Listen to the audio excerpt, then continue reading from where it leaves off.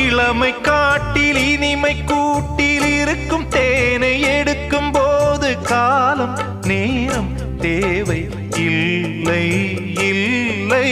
மலையின் ஓரம் மலர்ந்த பூவை பறிக்கும் வீரம் இருக்கும் போது காவல் தாண்டும் பூவை முல்லை முல்லை.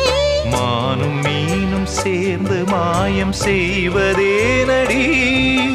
வானம் போடும் காமன் நேரம் கூட தானையா? அடமனதில் சாரல் அடித்ததா?